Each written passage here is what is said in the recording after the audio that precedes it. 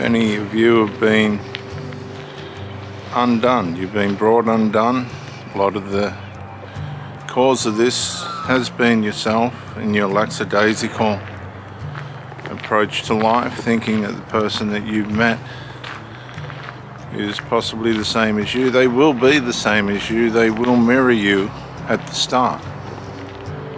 People do that. Oh, I like what you like. Oh, yes, I was there for that. Oh, yes, we remember this, and everything you say, most of it they will agree with or connect with to fascinate you and mirror you to get you in. You got to remember the familiar spirits will usually be working through the person that you're acquainting with or meeting with or being with,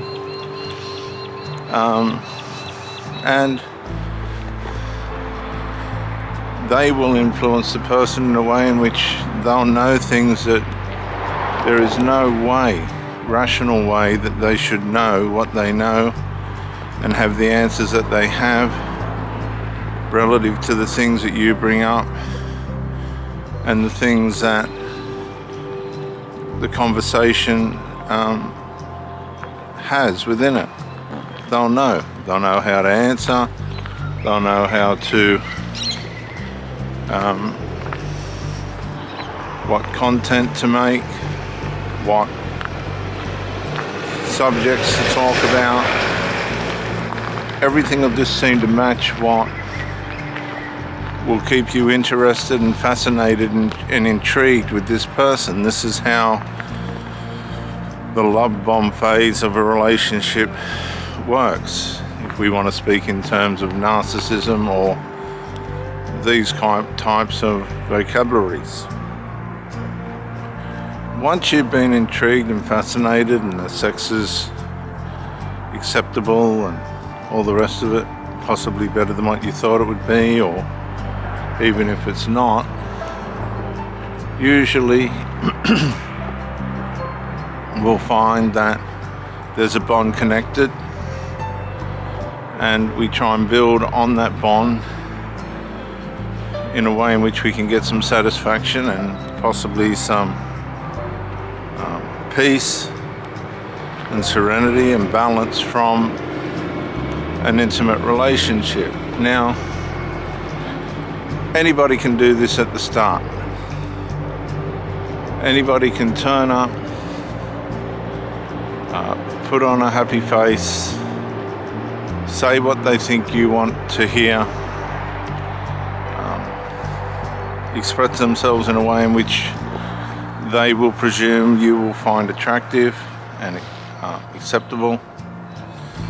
These things are not uncommon.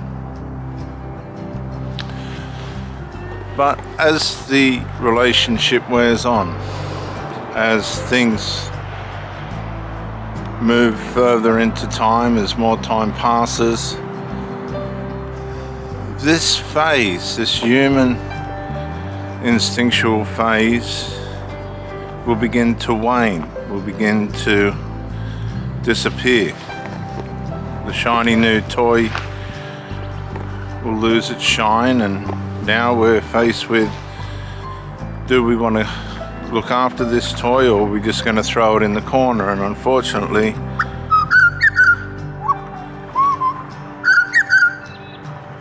beautiful Australian native birds, the toy will be thrown in the corner, and this is where a lot of us find injury, because we thought there was a value put on us,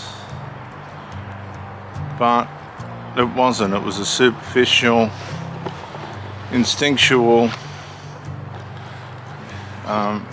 human way in reacting to a new prospect for either intimacy, sex, company, maybe even status. People will do tremendous trapeze acts to present themselves in a way in which they'll get the services, supply and safety they want from a relationship by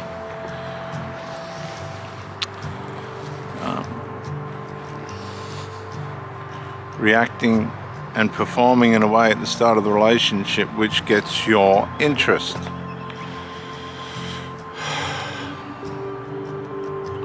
Even the initial storms that come within a relationship will be managed and worked out. They have a way of being able to do this, we all do, for the purpose of a relationship, because that's what we all want. But for the narcissist or the sinner, or both, whatever you want to call it, or describe it as, they just have an innate inability to be able to not be influenced by the degenerative, sinful nature that works within them. Now, family members will be aware of this, and family members will know that, it's in our nature, it's in our family lineage for things not to go the way that they should. It's in our family lineage possibly to be attracted to drugs and violence and alcohol.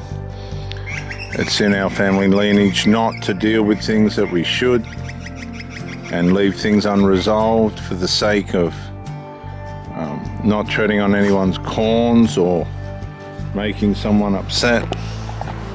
All these things become cultural, domestically culturalized by the way in which we act and perform throughout our lives, and then we will eventually bring them into our relationship, and we'll try and culturalize the person that we're with into the same thing. You'll hear stories of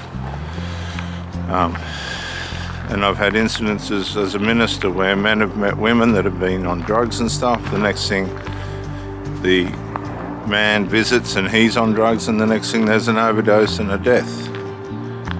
Or vice versa. Women waste decades of their life with someone who was never good for them, but they were held there by the sex or by the